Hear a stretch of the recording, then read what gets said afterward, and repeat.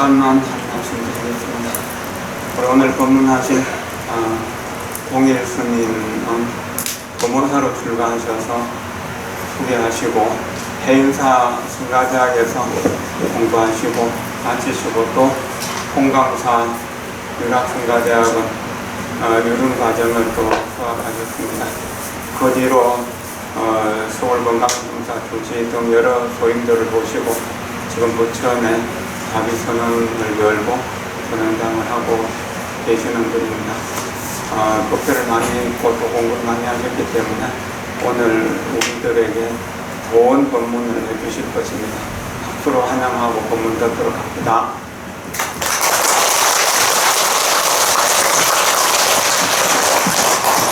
나무아미타불. 네, 반갑습니다.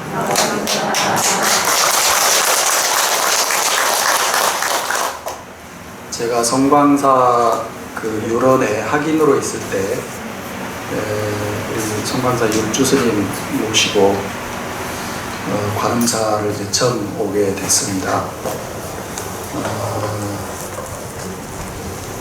제가 여기 관음사에 와서 이렇게 법문을 하게 될 거라고는 생각을 못 했는데 근래에 얼마 전에 이렇게 연락이 와서 제가 마음속으로 이제 생각하기를 저는 출가해서 송광사라고 하는 도량에서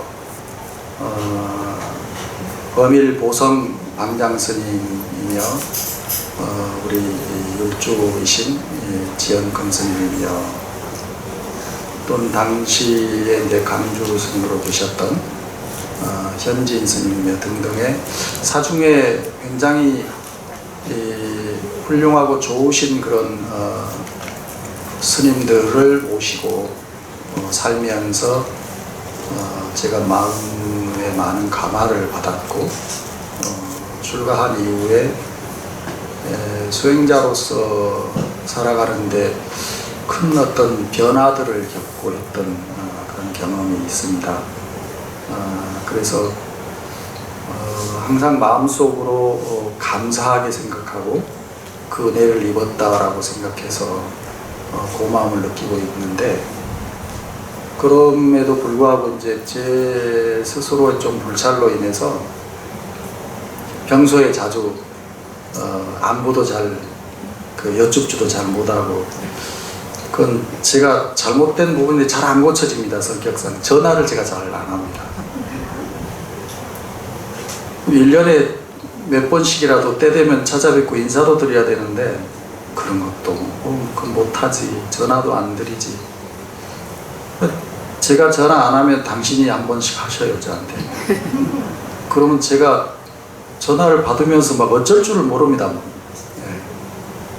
그러지 않겠습니까? 제가 오히려 안부를 여쭤야 되는데 저한테 일부러 먼저 전화를 하시니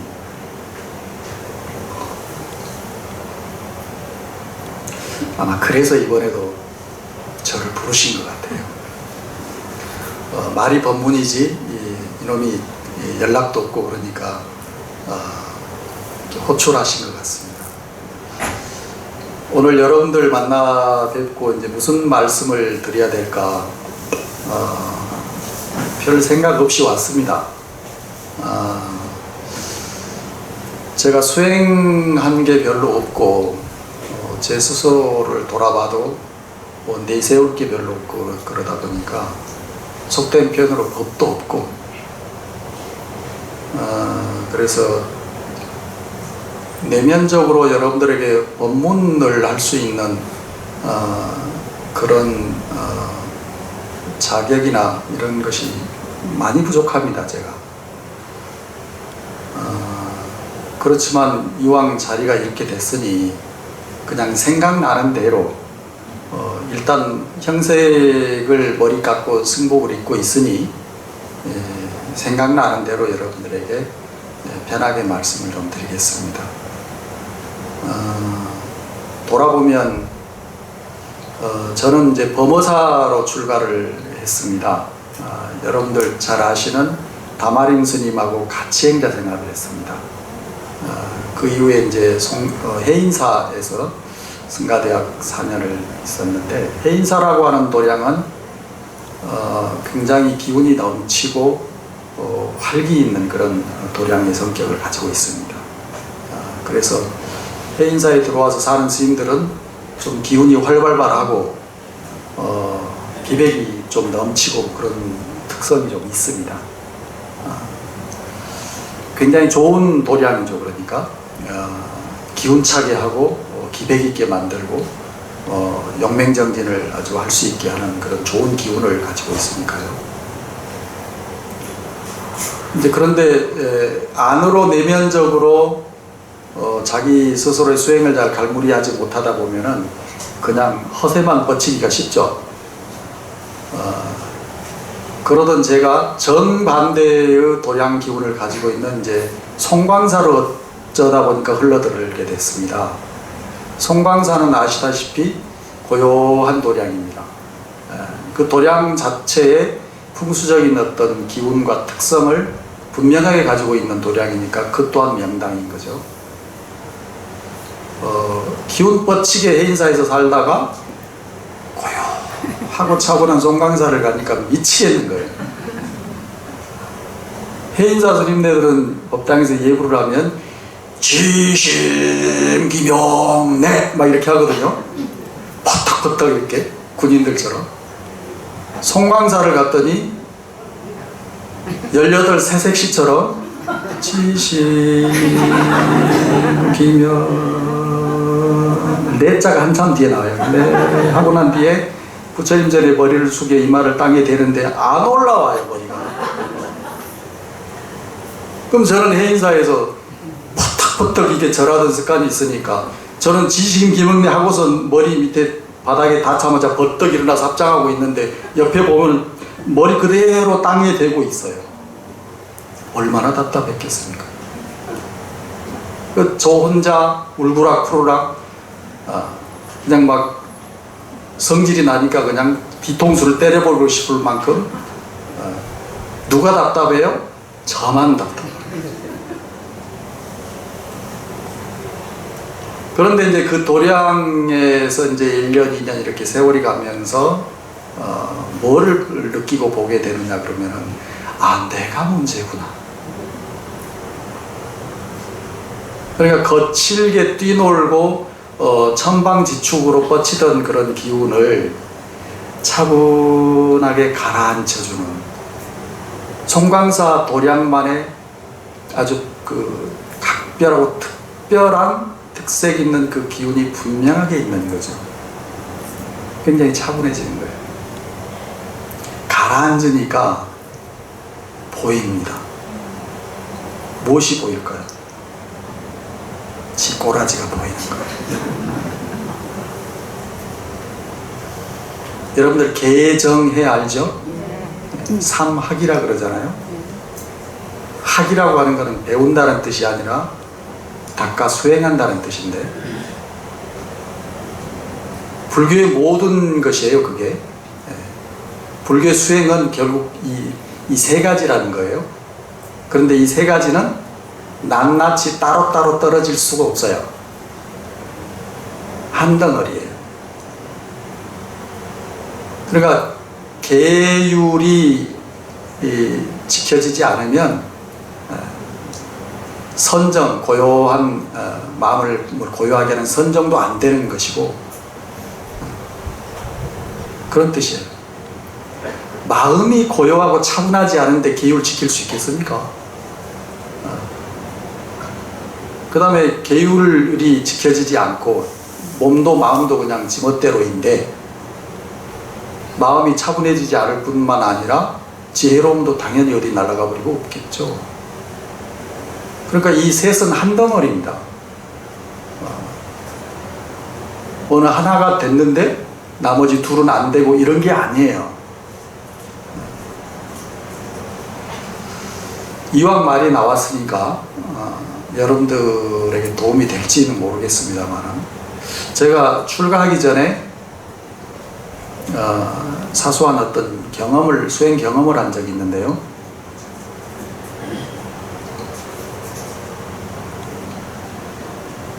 출가를 이제 해야 되겠다 마음을 먹고 치밀하게 준비를 하긴 했는데 결국에는 식구들한테 다 들켜가지고 집에서 이제 한바탕 난리가 나고 어쩌고 저쩌고 해가지고 부모님 앞에서 이제 두 손을 딱 들고 절대 출가하지 않겠다고 이제 약속을 하고 그때부터 출가 재수를 한 1년을 한 적이 있었습니다. 제가 대학도 재수를 했는데 떨어져가지고 출가도 저는 재수를 했습니다. 그 1년 동안 이제 마음은 콩밭에 가 있는데 몸은 집에 있으니까 뭐 하지도 않는 그 시험 공부한다고 책 사다 놨는데 그게 눈에 들어올 리가 없고, 그래서 이제 가방 메고 여기저기 이제 여행이나 다니고 그랬는데 뭐 맨날 절로 가는 거죠. 그래서 이제 우연히 이제 갔던 곳이 문경에 있는 김용사라고 하는 절이 있어요. 문경에. 나중에 알고 보니까 성철 스님께서 처음 법문을 하셨던 곳이고 잠시 머무르셨던 주석하셨던 도량이더라고요. 그래 이제 김용사에서 머리 길은 이제 그 제가자 신분으로 한 달 정도를 있었어요. 근데 어느 날 아침에 이제 새벽 예불을 하고 6시에 아침 공양인데 새벽 예불을 하고 난 뒤에 방에 가서 있다 보면 깜빡 졸아요. 새벽 3시에 일어난 적이 없는 놈이 새벽에 3시에 일어나서 예불을 했으니 그렇죠, 당연히. 그러니까 6시가 돼서 이제 아침 공양을 하라고 종을 치면 졸고 있다가 자고 있다가 종소리 듣고 허겁지겁 놀래가지고 공양을 하러 가고 그랬어요. 누가 뭐 시키지도 않고 제재하는 사람도 없었지만 그 시간에 밥 먹으러 안 가면 괜히 그냥 혼날 것 같고, 그래서 이제 맨날 아침마다 뭐 졸고 있다가 그냥 깜짝 놀래가지고 밥 먹으러 가고 공양하러 가서는 안 잔 척하고 이제 밥을 먹고 그러던 날들이었는데, 어느 날 아침에는 새벽 예불 끝나고 스님들이 다 각자 방으로 가시는데 이대로 나도 또 내 방에 가면은 또 졸고 잘 것 같더라고요. 그래서 이제 앉아야 되겠다. 6시 공양 좀 칠 때까지 김용사 대웅전 마당에서 왔다 갔다 했어요. 마침 산 안개가 촉하게 법당 그 마당을 산 안개가 쫙 깔려 있는 거예요.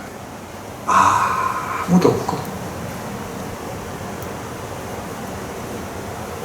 안개 속을 왔다 갔다 하면서 저는 뭔 생각을 했겠습니까? 6시 밥종 칠 때까지 아무 생각 없이 고요한 그 시간에 안개는 자욱한데, 그런데 묘한 게요, 그 순간 어느 정도 시간이 지났는지 모르겠는데 밥종도 아직 안 쳤는데 제가 보이는 거예요. 의도치 않게 어마어마하게 잘난죄를 하고 하늘 높은 줄 모르게 천방지축으로 지 잘난 맛에 살고 있는 놈이 하나 있더라니까요. 깜짝 놀랐어요. 그때 제 머릿속에 저절로 떠오르는 문구가 뭐였느냐 그러면은요, 쥐구멍이라도 있으면 들어가고 싶다는 말이 뭔 말인지 알겠더라고요. 너무너무 제 자신이 부끄러웠어요. 그런데 그걸 모른 채 엄청나게 잘난 체를 하고 살고 있었더라고요, 제가. 그 잘난 체는 다 하고 살면은 그런 사람은 뭐라 그래요? 밥맛이라 그래요. 그죠? 웃어야 돼, 이때는. 너무 진지하게 듣지 마세요. 밥맛이잖아요? 그런 사람을 누가 좋아해요? 근데 제 자신만 부끄러웠던 게 아니고 그런 밥맛인 놈을 친구로 대해주는 친구들한테 너무너무 미안했고 부끄러웠고 등등 제 주변에 있는 모든 사람들이 떠오르면서 그때 그 순간에 아마 공중전화라도 있었다면 저래 전화라도 해서 참여를 했을 것 같아요. 제가 미안하다. 너무 내가 부끄럽다. 그런 경험이 있습니다. 근데 그 버릇이 어디 가겠습니까? 아직도 제가 그러고 있어요. 출가해서 해인사에서 4년을 살았던 제 모습을 돌아보면 딱 그 모습이고요. 송방사에서 살면서 조금 나아진 것 같긴 해요. 제 생각했을 때. 이 얘기를 여러분들에게 왜 하는고 하면 여러분들 기도하시잖아요. 여러분들이 어떤 마음으로 기도하시는지 또 어떤 내용 때문에 기도를 하시는지 여러분들 각자 사연들이 다르고 마음들이 다르겠지만 우리가 기도를 통해서 얻게 되는 것 중에 하나가 기도를 해야 마음이 가라앉습니다. 기도를 하지 않을 때는 일상 속에서는 일상의 생활 그 속에서는 바쁘지 않습니까? 생각도 바쁘고 많고 몸도 바쁘고 힘들지 않습니까? 그래서 순간순간 다 놓쳐버리지 않습니까? 근데 집에서 기도를 하든 절에 와서 이렇게 기도를 하든 기도를 통해서 내 몸과 마음이 가라앉고 안정되고 차분해지면 내 자신이 좀 보이는 것이고 주변도 좀 보이는 거 아니겠어요? 그런 경험들 있으시죠? 네. 그래서 부처님께 절을 하고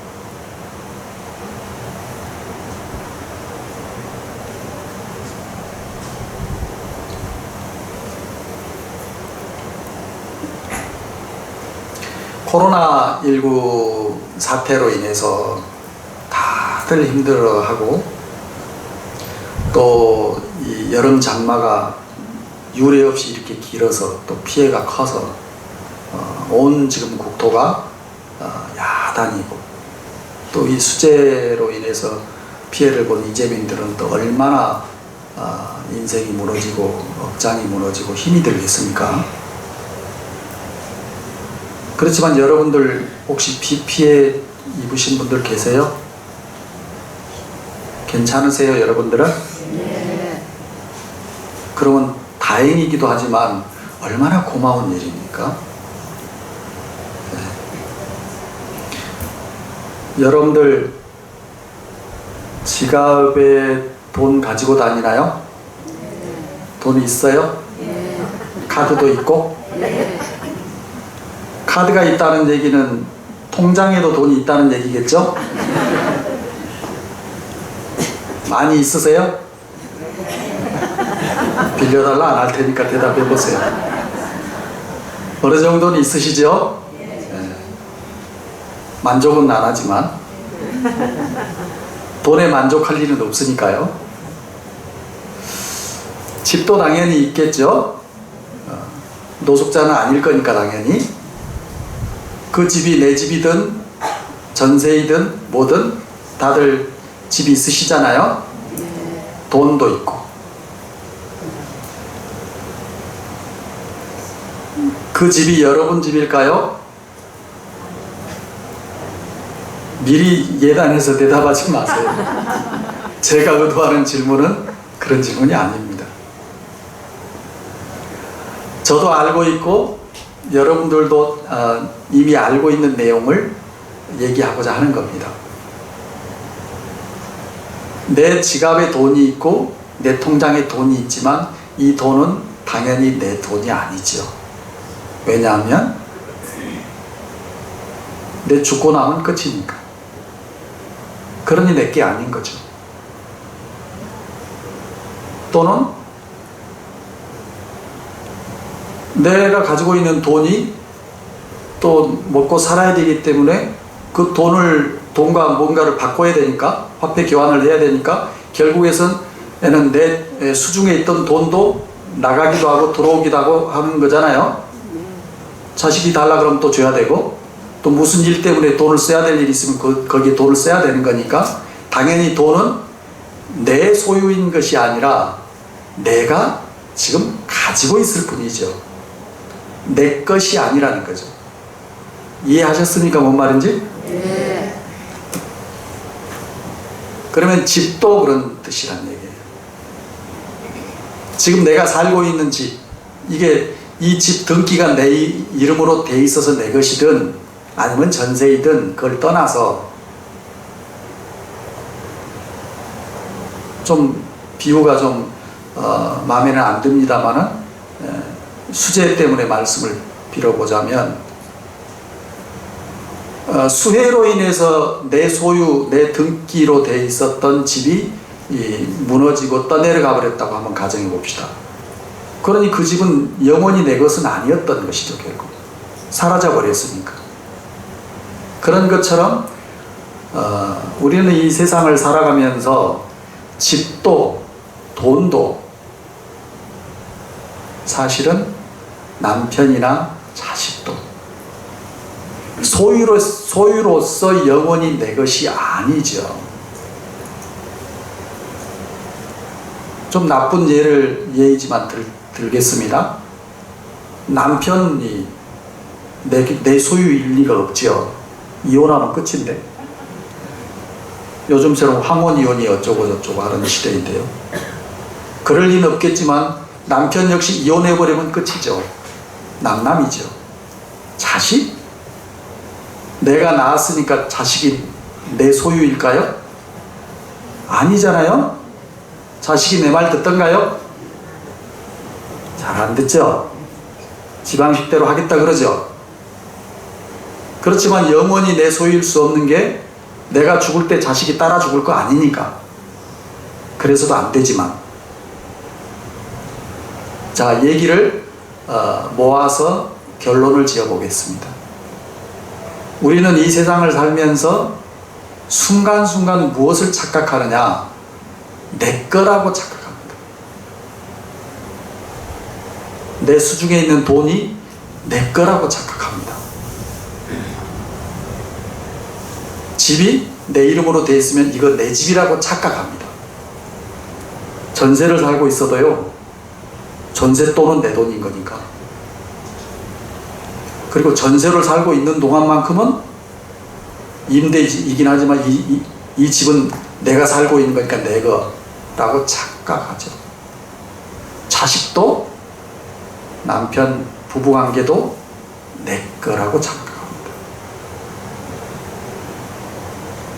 이 착각이 꼭 나쁜 것은 아닐 수 있는데, 우리는 불자답게 지혜로움으로 그 사실을 바라봐야 됩니다.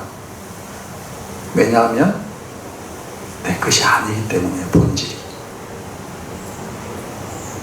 무엇을 생각하면 금방 쉽게 이해되느냐? 죽음을 생각하면 그렇습니다. 저는 여러분들이 보기에 새파랗게 젊은 스님인데, 저는 50대에 접어들고 난 뒤부터 문득 뭔 생각을 했느냐 그러면, 언젠가 내가 죽을 수 있겠구나라는 생각을 하면서 삽니다. 그러니까 외출할 때 방을 한 번씩 돌아봅니다. 다시 못 들어올 수도 있으니까요, 제가. 사실은 우리는 그 속에서 살고 있어요. 그렇지 않겠습니까? 저는 또 더군다나 가족력이 있어서 고지혈 같은 게 좀 있어요. 심각하진 않은데 한 번 정도 병원에 가서 이렇게 치료를 한 적이 있고, 미세하게나마 그 뇌 그 혈관이 좀 터져서 그런 큰 일은 아니었습니다만 항상 그런 위험을 저는 느끼면서 삽니다. 그래서 아스피린 한 알씩 먹든지 뭔가 그 비슷한 거를 지금도 먹고 살고 있는데, 그러면 제 마음속에는 무슨 불안감이 있느냐면 어느 순간 뇌출혈, 그러니까 외출할 때 한번 돌아봅니다. 뇌출혈로 한 방에 죽어버리면 그냥 쉽죠. 여기 뭐 다마린 스님이 도반이니까 장작더미 위에 올려놓고 꼬실려 주겠죠, 저를. 그렇지만 그게 아닐 수 있으니까요. 뭐 반신불수가 온다거나 내 의지로 내 몸뚱아리를 어떻게 할 수 없는 상황이 오면 나 이외의 저와 인연이 있는 누군가를 엄청나게 힘들게 하는 거 아니겠습니까? 이 얘기는 저만의 얘기는 아니겠죠? 여러분들도 저보다 훨씬 연세가 있으시니까 그 생각들을 하시면서 살 거라고 생각합니다. 자, 죽음을 생각하면 내 것이 아무것도 없습니다. 내가 만약에 지금 이 순간 죽는다라고 한다면 어디에 내 것이 있습니까? 이 옷이 내 것일 리가 없고요. 그 무엇도 내 것이 없습니다. 나는 그냥 죽고 마는 겁니다. 그러니 착각을 하면 안 됩니다. 남편을 내 남편이라고 생각하니까, 내 거라고 생각하니까 잔소리하는 거 아닐까요? 마음에 안 드는 거 아닐까요? 남의 남편이 마음에 안 들고 꼴보기 싫은 적 있던가요? 그런 적 있어요? 에이, 그런 적 있어요? 제 말 뜻은 알아듣죠? 네. 왜? 남의 남편이니까. 그렇죠? 내 남편이니까 마음에도 안 들고 꼴보기도 싫고 잔소리도 하는 거 아니겠습니까? 남의 자식 걱정은 안 하니까, 남의 자식한테는 싫은 소리 안 하지만 내 자식이니까 잔소리도 하는 것이듯이 순간순간 우리는 내 거라고 하는 소유의 착각으로 인해서 잘못 살기가 쉽습니다. 그런데 지혜로움으로 우리의 인간관계를 돌아보면 훨씬 더 편안해질 수 있습니다. 남편은 내 것이 아닙니다. 아마 남편도 나 때문에 엄청 힘들겠죠. 자식도 마찬가지입니다. 아마 어쩌면 여러분들의 자식들은 우리 엄마 때문에 힘들어 죽겠어 그러면서 버티고 살고 있을지도 모릅니다. 제가 지금 여러분들에게 일관되게 지금 드리고 있는 말씀의 요지는 뭐냐 그러면 돈도 집도 남편이나 자식이나 친구나 아는 지인들이나 사람 관계도 결국에는 내 소유라고 하는 것이 하나도 없는 것이니 그 말이에요. 이 말은 불교 용어로 바꾸면 무슨 말이 되느냐 그러면 무상한 것이니 그런 뜻입니다. 이 세상 모든 것들은 무상하니 항상하지 않으니 그 말이에요. 무상. 항상하지 않다, 무상하다 그 말은 변해간다는 말이겠죠. 끊임없이 변해가는 것입니다. 내 몸도 변해가듯이 내 마음도 변해가듯이 나의 삶도 살고 있는 모습도 매일매일 순간순간 똑같지 않고 항상 다르게 변해가듯이 그 말이죠. 이 돈도 내가 소유하고 있다고 착각하고 있는 나의 돈도 끊임없이 돈이 왔다 갔다 하죠. 많아졌다 적어졌다 할 거 아니겠습니까? 그래서 이 세상 모든 것들은 그렇게 무상한 것이니 그 무상의 의미를 제대로 잘 스스로 생각해 보면 지혜로움이 생겨납니다. 집착할 일이 아니에요. 내 거라고. 내 소유라고 할 일이 아니에요. 그러면 순간순간 지금 이 순간에 집중하게 됩니다. 집이 내 것이 아닌데요. 등기는 내 명의로 돼 있고 내가 살고 있는 집이지만 나 죽고 나면 자식들이 알아서 할 일이에요. 내 자식들이 나 죽고 난 뒤에 서로 나눠 갖겠다고 다툴지 사이좋게 나눠 가질지 어쩔지 알 수 없는 겁니다.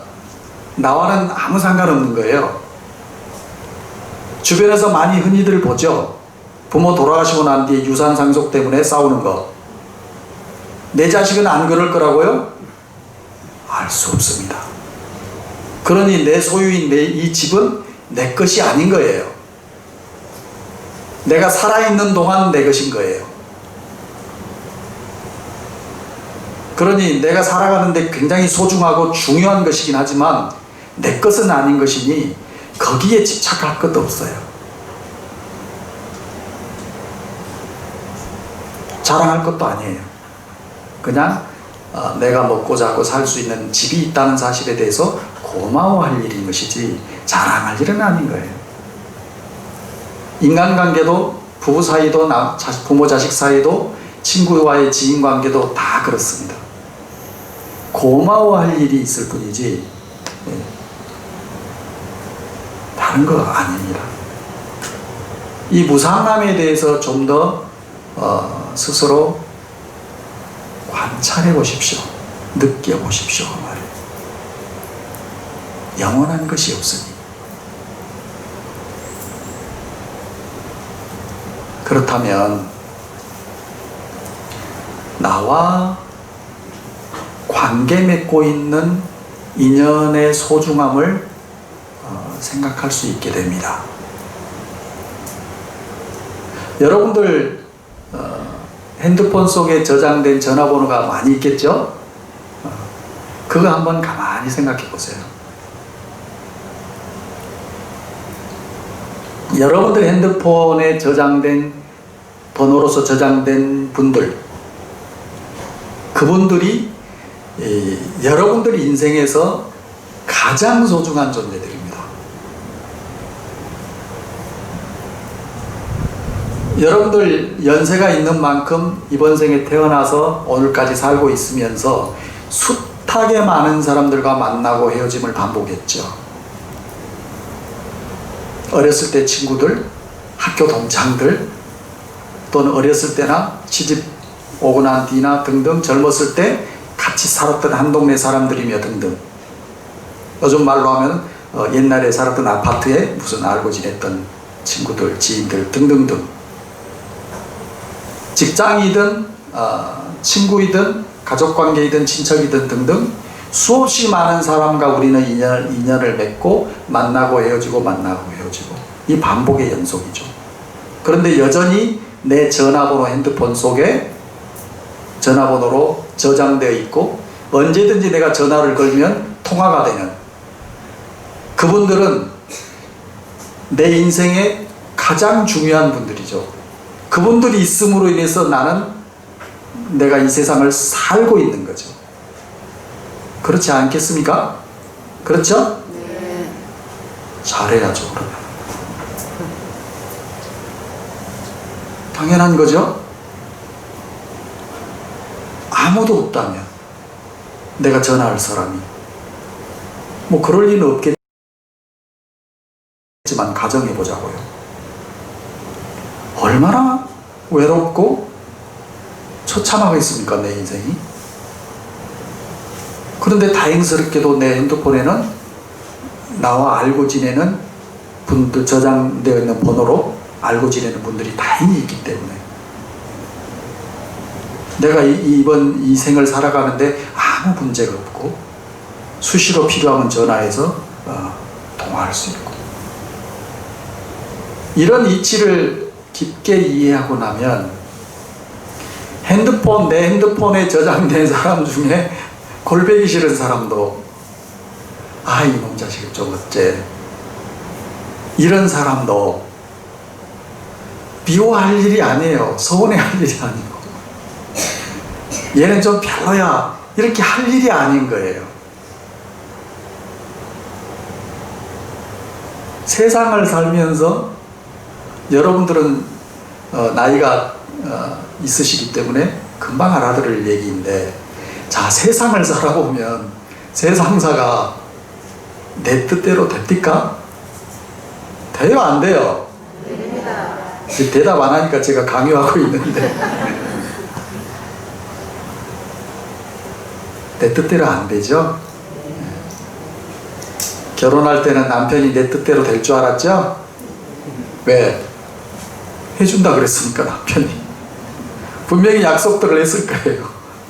심지어는 손에 물 한 방울 안 묻히게 해줄게 뭐 이거부터 시작해서 나는 너를 사랑한다, 그러니까 영원히 너랑 같이 있을 거고 어쩌고 저쩌고 다 약속 받았죠?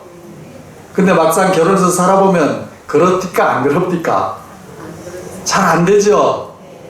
그래서 다투기도 했죠? 다투다가 나중에는 안 되니까 그냥 꾹 참고 살죠? 꾹 참고 산단 말은 하기 싫으니까 맞추면서 산다 그러죠? 그래요, 안 그래요? 결혼도 안 한 스님이 뭔 저런 소리 하냐 그러지 말고, 왜 그런가 하면 남편만 내 뜻대로 안 되는 게 아니라 모든 인간관계는 내 뜻대로 안 되는 것인데, 그리고 인간관계만 내 뜻대로 안 되는 것이 아니라 그 왼수 같은 돈도 세상살이도 내 뜻대로 안 되는 것인데, 왜 그런가 하면 우리 부처님 말씀에 우리가 살고 있는 지금 이 세계가 사바세계라고 하는 거잖아요. 그죠? 사바라는 말은 인도 말이랍니다. 뜻이 뭔 뜻이냐 그러면 겨우 참을만 하다는 뜻이랍니다. 어려운 한자말로는 감인토라 그래요. 감이란 말은 참을 감자예요. 감내하다 할 때 감자거든요. 견딜 감자예요. 견디고 참을만 하다 그런 뜻이에요. 인토할 때 인은 참을 인자고, 참는 것을 그냥 못 참을 만큼이 아니고 조금 감내할 만하다, 그게 사바세계의 뜻이랍니다. 그러면 여러분들은 지금 극락 정토에 와 있어요? 사바세계에 살고 있어요? 이제 대답 좀 잘하시네.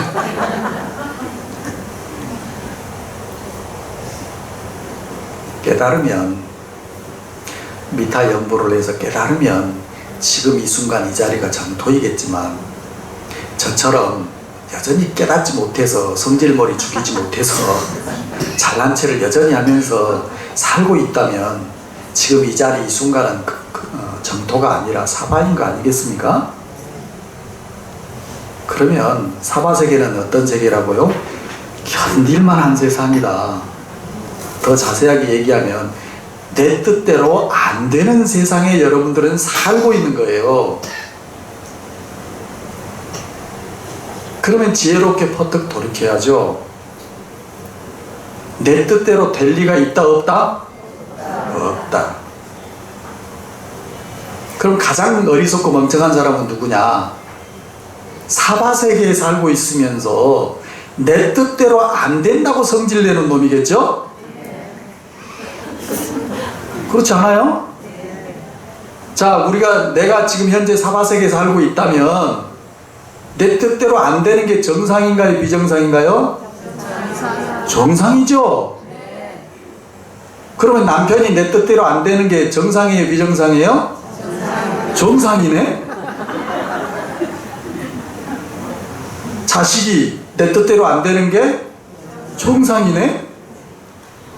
그 왼수 같은 돈이 내 뜻대로 안 벌려지는 게 정상이네? 그죠? 모든 게 정상이에요.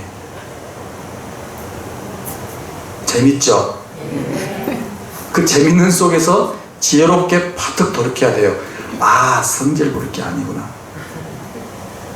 깝깝해 할 일이 아니구나. 내 마음에 안 드는 저 자식이, 아이, 저 자식은 저놈은 왜 저딴 식이야? 이렇게 할 게 아니구나. 그래요, 안 그래요? 제가요, 아마 내일이 관음제일이라면서요? 관세음보살님 데이죠? 내일 아마 이 관음사에 와서 법문을 해주실 스님이 도암 스님이라고 하는 스님이에요. 저하고 친해요.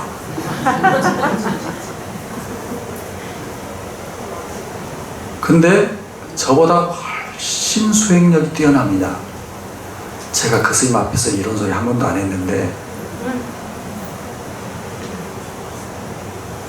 제가 마음속으로 항상 존경하는 스님이에요. 근데 어느 날 제가 이제 성질머리가 있어가지고 이놈의 성질머리를 못 죽여서 여전히 이렇게 이러고 있는데, 어느 날 제가 절에서 주지소임을 살면서 그 절은 너무너무 일들이 많은 절이어서 체력도 딸리지, 수행력, 힘도 딸리지, 뭐 등등 힘들게 막 온갖 스트레스를 다 받으면서 일 처리를 하고 있을 텐데 도암스님이 어느 날 왔어요, 저한테. 뭐 수시로 오니까. 그러니까 이제 편한 도반 같은 스님이니까 이제 나도 모르게 잘 됐다는 심보로, 여러분들도 그렇죠. 하소연할 사람 있으면 막 얘기하잖아요. 흉보고. 도암스님이 나타나니까 같이 찬잔하면서 막 절 소임 살면서 막 힘든 얘기를 막 저도 모르게 했어요. 그랬더니 도암스님이 조금 있다가 내일 한번 보십시오. 말도 좀 조용조용 해요. 차분하게 그러는 거예요. 세상사가 상식처럼 돌아가야 되는데 상식처럼 세상이 돌아갔으면 우리 부처님이 계획을 정했을까? 그러더라고요. 막 열을 내서 얘기하고 있던 저는 그 소리 듣는 순간 뒤통수를 한 대 맞은 것처럼 그렇지, 뻔히 저도 알고 있는 것인데 순간 놓쳐버리고 상황에 매몰되다 보니까 놓쳐버리고 온갖 성질을 다 내면서 불평불만을 스스로에게 막 가지면서 신도들이며 뭐며 막 싸잡아서 후려잡고 충격이었어요, 그 순간 저는. 그 소리를 듣고 나니까 맞아. 세상이 상식처럼 돌아간다면 파출소가 있을까요? 뭐하러 돈 들여서 경찰들 뽑아가지고 월급 주면서 경찰관들 세워놓겠습니까? 그렇죠. 여기서 우리가 또 지혜로움을 볼 수 있습니다. 세상은 절대로 상식대로 돌아가지 않습니다. 그러니 열릴 일이 아니에요. 황당한 경우를 겪으면서 막 성질 내면서 진짜 황당하네? 뭐 저런 놈이 다 있어? 이럴 일이 아닌 거예요. 그게 정상이에요. 사실은 우리 주변에 그런 일들이 수두룩합니다. 심하지 않아서 그냥 넘어갈 뿐이고요. 극심하지 않아서 경찰이 잡아가지 않을 뿐이에요. 그리고 법으로 하자니 좀 속된 말로 더럽고 치사해서 그냥 넘어갈 뿐이에요. 그리고 다른 사람은 맨날 28, 38, 48을 달고 사는데 나도 똑같이 저렇게 입에 욕하면서 살기 싫으니까 그냥 굴떡 참고 속으로 18에서 28, 38을 할 뿐이에요. 그래요, 안 그래요? 그러다가 좀 제가 도암스님한테 하듯이 좀 마음에 맞고 내 편이다 싶은 사람 만나면 신나게 터는 거예요, 수다를. 그러지요? 그러기 쉽죠. 그런데 부처님의 지혜로움으로 세상을 보면 사실은 거의 대부분이 비상식적인 것들입니다. 사람도 그렇고 세상사도 그렇습니다. 크게 비상식적인 경우에는 우리가 충돌해서 싸움이 나고 언쟁이 붙고 크게 크게 상심을 하고 돌아서서 핸드폰의 전화번호를 지워버리거나, 사소한 것들은 그냥 눈을 부라리고 언성을 붉히고 언성을 높이고 얼굴 붉히고 한바탕 하고 말거나, 아니면 인상 좀 쓰고 말거나, 여러분들이 평소에 잘하는 거 눈치 싹 주고 말거나, 이럴 뿐인 거죠. 그러니까 우리는 인간관계 속에서 어떤 사람을 만나면 기분이 좋고 반가우냐 그러면 나하고 비슷한 비상식적인 사람을 만나면 좋아요. 나하고 비슷하니까. 그럼 우리가 흔히 이렇게 표현합니다. 아이고 정말 말이 잘 통한다고. 맞다고. 상대방 말이 맞아. 나도 공감이 돼. 근데 사실은 부처님 눈으로 보면 둘 다 비상식이에요. 이렇게 내가 살고 있는 곳은 상식적으로 돌아가는 일이 흔치 않은, 아주 지극히 적은, 뜻대로 세상살이가 되지 아니하는, 그래서 정말 견디기가 힘든 사바세계에서 내가 살고 있다는 것, 그 사실을 직시해서 알아차려야 됩니다. 그리고서 또 한 가지 더 알아차려야 돼요. 이 세상은 참으로 부상한 것이라는 것. 영원히 내 것이 있을 수 없다는 것. 내가 죽으면 하나도 가져갈 것이 아니라는 것. 그러니 영원히 끝까지 내 소유라고 내 것이라고 할 것이 하나도 없다는 것. 그러니 내가 살고 있는 이 순간, 나와 인연 맺고 있는 내 핸드폰에 전화번호로 저장되어 있는, 그래서 언제든지 내가 전화를 걸 수 있고 내가 전화를 걸면 받아줄 수 있는, 이번 생에 나와 인연 맺고 있으면서 동시에 내가 전화번호로 저장할 만큼 나와 가까운 인연으로 살고 있는 내 주변에 나의 수많은 인연들에 대해서 고맙게 감사하게 생각할 일이라는 것. 그러면서 그 관계를 잘하려고 노력해야 된다는 것이에요. 어떻게 잘할 것이냐? 사바세계여서 고달프고 내 뜻대로 안 되는 세상이라는데, 이 세상을 그러면 어떻게 살아가야 될 것이냐? 그것이 가장 중요하겠죠. 그 얘기까지 해야 되나? 네.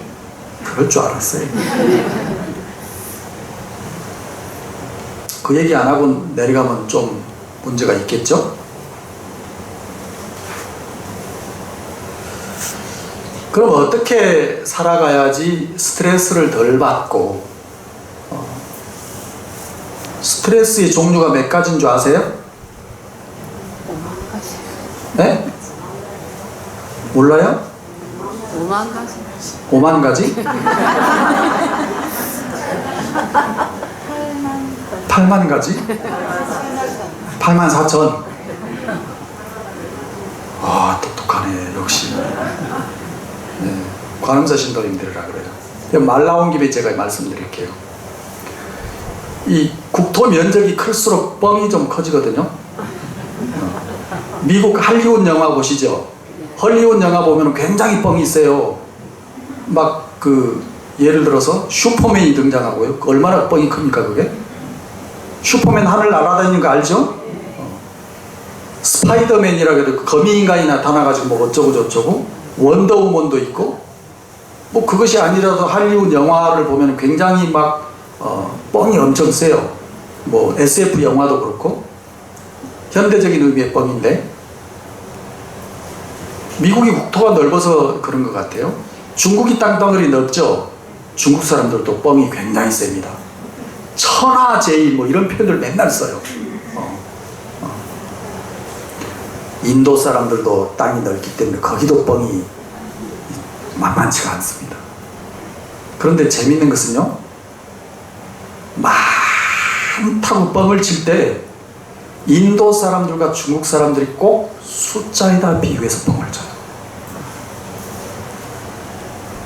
인도 사람들은 굉장히 많다는 뻥을 칠 때 숫자로 뭐라고 뻥을 치냐 그러면 84,000이라고 뻥을 쳐요. 그러니까 중생의 번뇌가 84,000으로 많으니 중생의 번뇌를 제도할 수 있는 부처님의 방편도 종종 방편도 84,000이라는 그런 표현이 나와요. 그러니까 멍청하게 84,000가지나 된다고? 84,000 숫자를 세고 있으면 그건 멍청한 거예요. 많다는 뜻이에요. 그게. 인도 사람이 84,000이라고 뻥을 치는데 중국 사람들은 인도보다 땅덩어리가 조금 더 크죠? 중국은 더 크게 뻥을 칩니다. 뭐라고 뻥을 치냐 그러면은 숫자로 10만 8천이라고 뻥을 칩니다. 한문 글귀를 읽다 보면 10만 8천이라는 표현이 가끔 많이 등장합니다. 그럼 우리나라 사람들은 뭐라고 뻥을 치는 줄 아세요? 숫자로? 누구 대답해봐요. 자, 인도는 84,000이라고, 중국은 10만 8천이라고 해요. 우리나라는 사람들은 뭐라고 할까요? 억수로. 억수로? 오만이에요, 오만. 네, 맞췄어요. 우리나라 사람들은 오만 가지가 많다고 이렇게. 지금 그 얘기를 하고자 하는 건 아닌데, 뭔 얘기하다가 이제 잊어버렸어요. 그 얘기를 하고자 하는 건 아닌데, 스트레스 숫자 얘기하다 그랬네요. 스트레스 숫자를 우리 불교에서는 108가지라고 얘기하죠. 아는 내용이죠. 번뇌를 요즘 말로 번역하면 스트레스입니다. 맞아요, 틀려요? 맞습니다. 우리 부처님 말씀에 이 세상의 모든 병은 다 스트레스에서 온다. 이 얘기를 현대의학의 의사들이 이제 하고 있습니다. 경전에 보면은 모든 병은 마음으로부터 온다라고 부처님 말씀하셨거든요. 그때 그 마음은 온전한 마음이 아니라 스트레스 번뇌의 마음이에요. 자, 그 얘기는 그만두고 이 사바세계를 이 뜻대로 안 되는 이 세상살이를 그럼 어떻게 살아야 될 것인가. 부처님은 종종 방편으로 가지가지로 좋은 말씀을 해놓고 있지만 그 부처님 말씀 중에 한 가지를 끄집어서 말씀드리자면, 여러분들이 너무나 잘 알고 있는 표현이에요. 자리이타라는 말이 있어요. 들어봤죠? 네. 자리, 스스로자, 이익하다 할 때 이익될 이자. 자리라는 말은 내가 이롭다 그런 뜻이에요. 이타라는 말은 이로울 이자에 타인 타자니까 타인도 이롭다는 뜻이죠. 그러면 자리 이타는 나도 이롭고 남도 이롭다는 뜻이에요. 이것이 불교예요. 이것이 불교예요. 불교가 다른 게 아니에요. 자, 구체적인 얘기를 몇 마디 하고 내려가겠습니다. 우리가 이 세상을 살아가면서요, 나는 좋은데 남은 안 좋은 일이 있을 수 있죠. 이런 경우에 우리는 남 신경 별로 안 씁니다. 왜냐하면 내가 좋으니까. 내가 뭐하러 남 일 거지? 이렇게 생각하죠.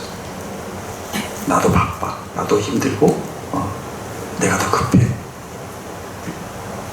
그러니까 이제 잘못된 불교를 모르는 불자라면 절에 와서 부처님, 우리 아이가 수능 합격하는 게 우리 남편이 사업에 친 힘든데 이거 빨리 풀리는 게 이게 너무 급해요. 저는 가장 이게 다급해요. 그러니 부처님 제 기도 먼저 들어주셔야 돼요. 다른 보살이 10,000원 넣을 때 저는 30,000원 넣었어요. 부처님 아시죠? 뭐 이러면서. 왜? 그게 이제 중생실이긴 한데 그만큼 급하니까, 자기가 힘드니까.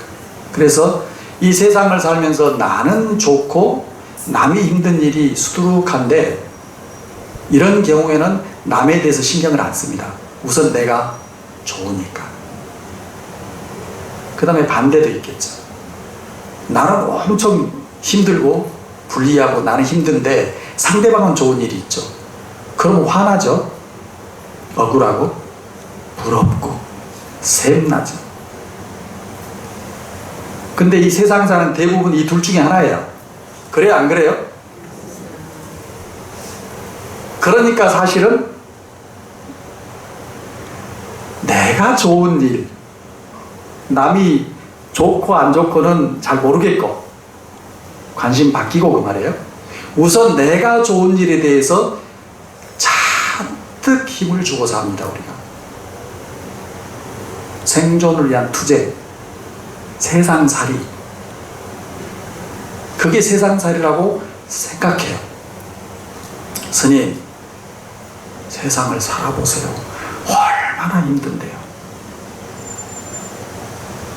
먹고 살기가요. 남을 상관할 틈이 없습니다. 세상은 그런 거예요, 스님. 이렇게 반문할 수도 있겠지만 잘 생각해 보면 나만 그렇게 살고 있는 게 아니라 내 주변의 모든 사람들도 사실은 나에게는 이로운 일에 대해서 모든 관심을 갖고 살아요. 각자가 다, 우리 모두는.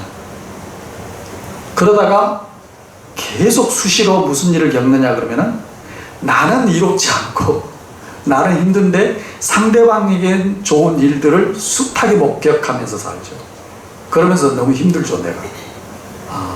나는 왜 이렇게 돈이 부족하나? 돈이 없나? 그 말이죠. 나는 내 인생이 왜 이렇게 안 풀리나? 힘이 드나? 그러면 나보다 많이 가지고 있거나 나보다 부유하거나 넉넉하거나 뭔가 이런 사람들을 보면서 부러워하기도 하고 샘도 나기도 하고 또 내 자신이 초라하기도 하고. 그러니까 지금 당장 당신은 행복하냐고 물으면은 자신이 없고. 그러니까 부처님 앞에라도 나와서 열심히 부처님 쫄라대는 기도하면서 잘 좀 살게 해달라고. 다른 사람 몰라도 우선 저부터 좀 돌아봐달라. 부처님 아시죠? 그러면서. 그러면서 흔히 나오는 말이 기도말. 기도말.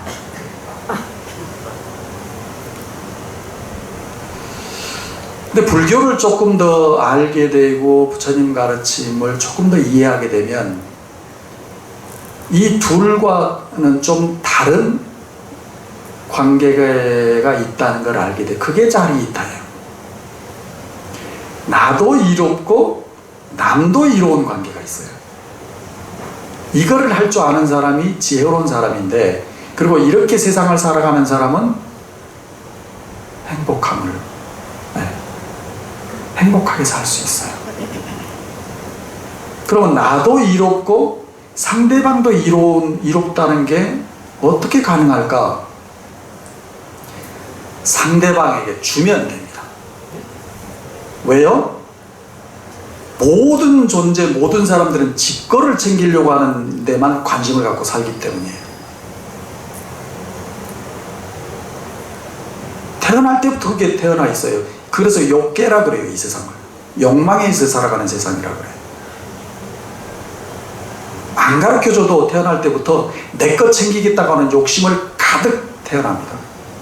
세팅이 아예 그렇게 돼 있어요. 그래서 중생이라 그래요. 그러니까 남을 주라 그러면 절대 안 줍니다. 심하게 안 주는 사람을 구두쇠라 그러지, 사실은 우리 모두는 남을 안 주려고 그래요.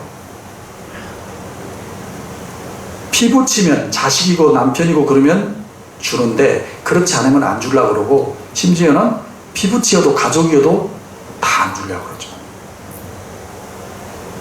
그러니까 나도 이롭고 상대방도 이롭게 세상을 살아가는 기가 막힌 방식은 뭐냐 그러면 상대방에게 주는 거예요.